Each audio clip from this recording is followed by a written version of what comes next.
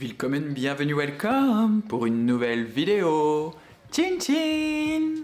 Je suis très content de vous retrouver pour la 3e édition du Shiny Spring Challenge. Si vous vous demandez ce que c'est que le Shiny Spring Challenge, c'est très simple. C'est un challenge de lecture, un défi pour les francophiles qui est là pour célébrer la venue du printemps à travers nos lectures, mais pas uniquement. Ça peut être aussi à travers des albums de musique, à travers des films, à travers des séries, à travers tout le contenu culturel que vous pouvez consommer. C'est ma saison préférée, évidemment. C'est pour ça que j'ai choisi d'organiser ce petit challenge. Et c'est ma saison préférée pour plein de raisons, notamment le retour du soleil, le retour de la lumière, ce sentiment de renouveau qui nous donne plein de force et d'énergie pour faire des choses comme manifester, montrer notre joie, notre fierté. Voilà, à peu près tout.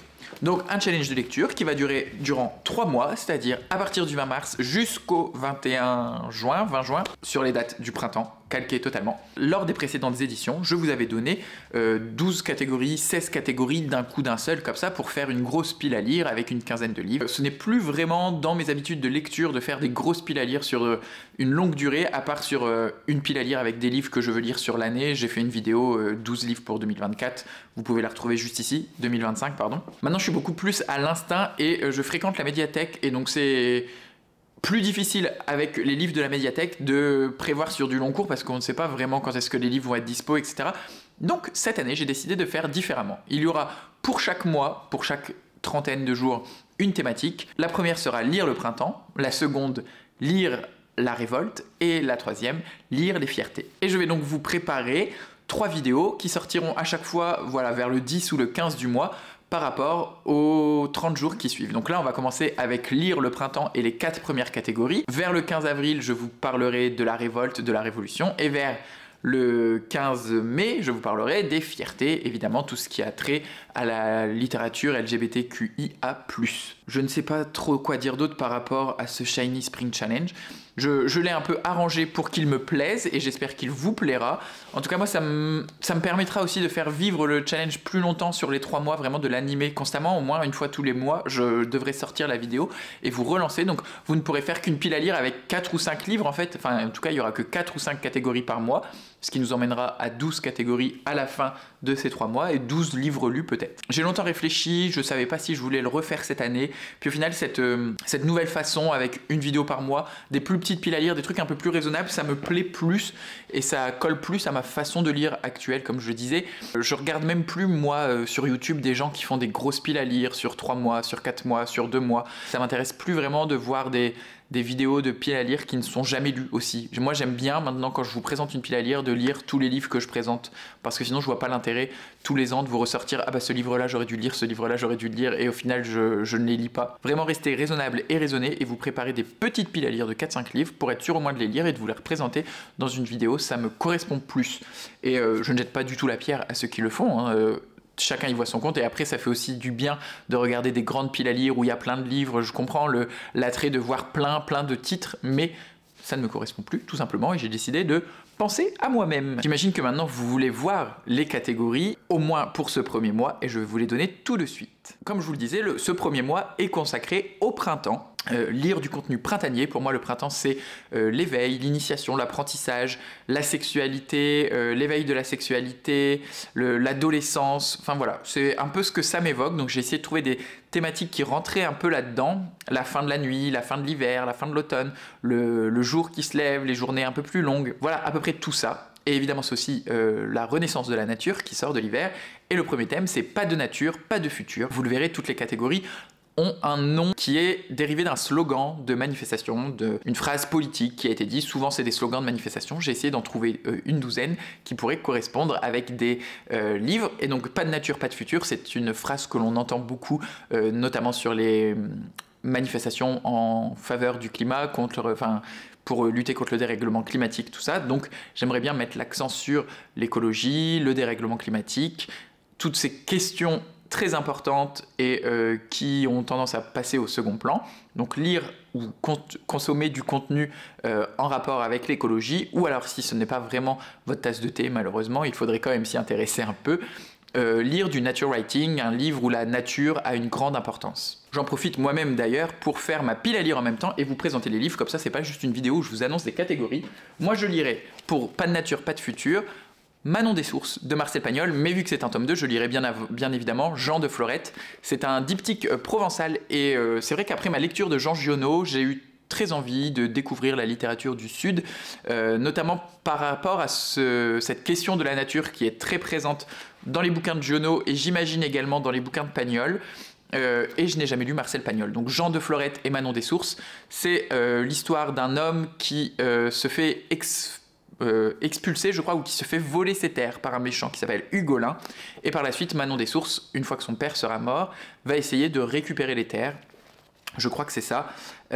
C'est aussi, je crois, un roman qui va justement parler de cette thématique un peu printanière, du premier amour, du premier baiser. Je crois que Manon des sources va tomber amoureuse tout en voulant venger son père. Histoire de vengeance, histoire de nature, Manon des sources, voilà. Je pense qu'il y a quand même un rapport à l'eau, au vent, aux saisons très important. Et je lirai également, je ne l'ai pas en ma possession, mais je vais le prendre à la médiathèque, Écologie déviante de Silecer Maupois, qui est un essai sur l'écologie queer, je crois. En tout cas, c'est un peu de l'intersectionnalité entre la lutte LGBT et la lutte écologique. C'est quelque chose qui revient pas mal, une nouvelle théorie écologique qui est en train de naître, enfin qui est déjà née d'ailleurs. Il y a des collectifs qui se sont organisés autour de tout ça et j'ai très envie de le découvrir, donc ça sera la lecture un peu plus politisée pour Pas de nature, pas de futur. La deuxième catégorie, c'est Nos désirs font des ordres. C'est un classique des slogans de manifestation depuis mai 68 et qui a été repris des dizaines et des dizaines de fois. Le titre est assez équivoque, Nos désirs font des ordres. C'est vraiment quelque chose qui a plutôt trait avec la sexualité. C'est aussi pas mal né de la libération sexuelle, de la révolution sexuelle dans les années 60-70. Donc voilà, un roman qui parle de sexualité. Donc si c'est votre genre et que vous adorez ça, bêtement, une romance avec des scènes de sexe pourrait faire l'affaire.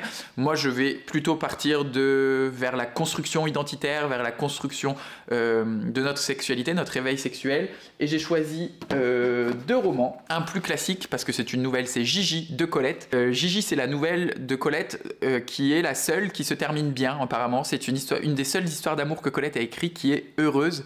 Et dedans, Gigi va tomber amoureuse, ou en tout cas un vieil homme, un homme plus âgé qu'elle en âge, va tomber amoureux d'elle et va essayer de l'appâter avec son argent, etc. Et je crois que ça ne sera pas du goût de Gigi. Donc Gigi et Gaston, riche héritier des sucres du même nom, en décident autrement. Donc voilà, j'ai toujours envie de lire encore plus de Colette. Presque tous les ans, hein, je lis au moins 2 ou 3 romans de Colette et ça va pas déroger cette année. Et enfin, j'ai envie de lire aussi le roman culte, le premier roman culte. Dans une autre vidéo, j'avais dit que c'était le premier roman et on m'a dit non, c'est pas son premier roman. Effectivement, c'est son premier roman culte. Donc je pense que c'est un des premiers succès de Murakami, La balade de l'impossible, qui est une histoire d'amour qui naît au lycée et qui se poursuit quelques années plus tard. Naoko, Kizuki et Watanabe, je crois, non? Bref, il y a plusieurs personnages qui se rencontrent au lycée, qui tombent les uns les autres amoureux. Puis un suicide va arriver, je crois, dans ce groupe d'amis et les cartes vont être rebattues. Je ne sais pas vraiment, j'en ai entendu beaucoup de bien et j'en ai entendu beaucoup de mal. Je crois que c'est un peu ça passe ou ça casse. J'ai envie de savoir où je me suis situé et ça fait plusieurs mois maintenant que je me dis qu'il faudrait que je relise du Murakami et que je n'arrive pas à me motiver. Donc voilà, je vais essayer avec celui-ci de me lancer. Un autre slogan que l'on voit qui est peut-être un peu moins, c'est la poésie est dans la rue. La poésie est dans la rue, c'est un slogan qu'on peut voir en manif, mais c'est aussi surtout... moi, un peu une pensée qui me traverse parce que je suis un marcheur urbain, un marcheur de la ville. J'adore marcher en ville, presque plus que marcher dans la nature d'ailleurs. Et j'aime bien voir des phrases taguées, le street art, mais pas forcément des grandes fresques ou des grands dessins, juste des petites phrases écrites dans la rue. Ça me remplit toujours de joie, des petits trucs, genre il y a à Reims un mec qui fait des pochoirs avec des visages de femmes assez connues, donc Mona Lisa dans des timbres en fait. Donc on a Simone de Beauvoir dans un timbre, la Joconde, etc. Et j'en vois souvent dans Reims et je trouve ça extrêmement poétique et j'adore cette poésie dans la rue. Et évidemment, pour moi, le printemps, c'est aussi la rue, c'est battre le pavé, c'est manifester. Donc là-dedans, j'aimerais bien soit lire un recueil de poésie, lire une plume travaillée, une plume un peu stylisée, si par exemple la poésie n'est vraiment pas votre fort, ou lire un texte, une biographie d'un poète ou d'un musicien ou d'un artiste, je sais pas, voyez quelque chose en rapport avec l'art parce que pour moi ça rentre un peu là-dedans. Moi j'ai plusieurs textes, mais c'est des textes assez courts donc ça me dérange pas d'en mettre plein. Déjà j'ai une BD, donc là c'est un peu l'art et en même temps la poésie, sur Emily Dickinson qui a été écrite par Luba Gabriel. C'est une poésie qui est assez courte parce qu'en fait vous voyez c'est des grosses cases, qui est une biographie de Emily Dickinson, qui est une des premières grandes poétesses américaines du 19e siècle, si mes souvenirs sont bons. Je n'ai plus les dates exactes, mais je crois que c'est ça, je dirais 1830-1850. Et dans cette collection d'ailleurs, il n'y a pas que Emily Dickinson, il y a aussi, c'est pas la collection, c'est l'autrice, a fait également une BD sur Virginia Woolf. Je ne sais pas du tout ce que ça vaut. Le trait, moi, je l'aime beaucoup. C'est vraiment très crayonné, comme vous pouvez le voir. Ça m'intéresse grandement, surtout que je n'ai jamais lu les poèmes de Emily Dickinson. J'en entends tout le temps parler. C'est un peu une référence dans la poésie féminine. En recueil de poésie, je me suis sélectionné une femme que j'aime beaucoup en poésie, peu en fiction. On vous verra peut-être pas grand-chose. C'est En l'absence du capitaine de Cécile Coulon. Au Castor Astral, il est disponible en poche, je l'ai pris à la médiathèque. C'est un recueil de poésie assez simple et je trouve que Cécile Coulon, pour les recueils que j'ai déjà lus pour le moment, c'est de la poésie très facile d'accès. Donc si vous êtes un peu éloigné de la poésie, que vous avez très peur de vous lancer, c'est un peu Rupicor, mais en français pour moi je trouve que c'est de la poésie qui est suffisamment imagée, sans être trop métaphorique pour que l'on puisse la comprendre et l'aborder, donc c'est parfait. J'ai envie de lire aussi les mémoires de Pablo Neruda. J'ai lu il y a quelques années les Sansonnet de Neruda que j'avais adoré, c'est un immense poète chilien. J'ai lu une partie de ses biographies qui est disponible en folio 2 € et de ses mémoires en fait, et j'avais adoré, donc on m'a offert cette biographie complète, enfin les mémoires complètes, et je l'ai toujours pas lu, donc il serait temps que je le lise. Sa vie a l'air d'être fascinante, donc j'ai vraiment très envie de la découvrir en profondeur, et ça sera probablement chose faite avec ses mémoires qui en plus sont vraiment découpées en courts chapitres, vous voyez, je crois qu'il y en a une quinzaine, donc ça peut se lire très facilement. Et enfin, le dernier slogan s'appelle « Éteignons la flamme », qui est vraiment un slogan que l'on a entendu en 2002 lors des élections présidentielles et que le Rassemblement National est arrivé au second tour. Le logo du Rassemblement National étant une flamme tricolore, c'était un slogan que l'on entendait beaucoup pour appeler au vote contre Jean-Marie Le Pen. Pourquoi mettre cette catégorie-là ici? Je sais pas vraiment, mais ça devait être le printemps. C'était le printemps, les élections. Bah oui, ça devait être genre au mois de mai. Donc voilà, ça fait partie du printemps, les élections présidentielles. C'est un peu capillotracté, je vous préviens. Comme le Front National, quelque chose qui me fait peur, que je n'aime pas, que je n'aime pas trop, voilà, c'est ça. J'ai mis lire un roman noir, un thriller ou un polar, qui sont des genres qui ne m'attirent pas forcément de base, les polars et les thrillers surtout pas, les romans noirs un peu, mais c'est vraiment pas le genre de littérature vers lequel je me dirige. Donc moi c'est ça, lire un roman noir, un polar, un thriller, parce que ce sont des littératures qui ne m'intéressent pas, des genres qui ne m'intéressent pas forcément, mais pour vous ça peut être tout à fait autre chose, peut-être l'adapter en fonction des genres de lecture qui ne vous plaisent pas, ou sinon on reste sur le truc genre roman noir, chemise brune, vous voyez. Chemise brune, le fascisme, le Rassemblement National. Ça peut être les deux interprétations. Moi, c'est un roman noir qui ne le paraît pas tant que ça sur la couverture, qui est si coloré. La fille du diable de Jenny Fagan. Je sais pas si c'est vraiment un roman noir, mais c'est un roman un peu bizarre, un peu chelou, que quand une amie me l'a dit qu'elle avait lu ça, j'ai lu le résumé, j'ai dit ouais, bof, bah, ça me chauffe pas des masses. Et elle me dit mais c'est ma meilleure lecture, donc je dis bon, j'estime plus ou moins ses goûts littéraires, donc je vais la suivre. Et c'est un roman où une jeune femme va faire un pacte avec le diable, et donc le diable va hanter, je crois, un immeuble pendant 100 ans. Et nous, on va suivre la vie de cet immeuble pendant 100 ans, avec les gens qui le peuplent. Ils partagent tous le même immeuble à Édimbourg pendant 100 ans, étage par étage, décennie après décennie. La vie mode d'emploi en version punk et féministe, un roman monde repère de fantômes, d'espionnes et de poètes. C'est une jeune femme écossaise qui a écrit ce bouquin. Ça m'intéresse un peu comme, enfin ça m'intrigue, le côté, vous voyez, roman, monde, fantôme, espionne, poète. Je pense qu'on va être un peu dans la veine de Mariana Enriquez, dans la veine de Jeanne Carson, que j'ai lu aussi. Ces jeunes femmes qui écrivent sur des sujets un peu sombres et comment j'allais dire, pas disturbing, non, perturbant, voilà, je crois que c'est ça que je voulais dire. Et un autre qui est là est beaucoup plus dans le roman noir, presque du polar, je pense, je sais pas trop, parce que c'est chez Gallimard du Monde Entier, donc peut-être pas vraiment du polar, mais ça s'appelle Piranha, de Roberto Saviano. C'est de la littérature italienne. J'adore vraiment les couvertures comme ça, je les trouve vraiment sympas, sans jaquette. La littérature italienne qui se passe à Naples pendant les années, je ne sais pas combien. Ils disent pas quand est-ce que ça se passe. c'est pas précisé. Mais en tout cas, on est avec les Piacenza, comment c'est, les Parenza, qui sont ces baby gangs, ces gangs d'enfants âgés de 10 à 18 ans qui ont grandi avec la mafia napolitaine, qui ont grandi avec l'image du parrain et qui sont fascinés par la violence, par les armes, par le banditisme. Et on va être dans une espèce de guerre de gangs entre des gangs de très jeunes personnes. Juste injuste, bon, mauvais, peu importe. La seule distinction qui vaille est celle qui différencie les forts et les faibles. Pas question de se tromper de côté, il faut fréquenter les bons endroits, se lancer dans le trafic de drogue, etc. Donc je pense que ça va être quand même très très sombre et très très dur à lire. Et que peut-être ça va remettre en cause le machisme, le virilisme, la masculinité, tout ça.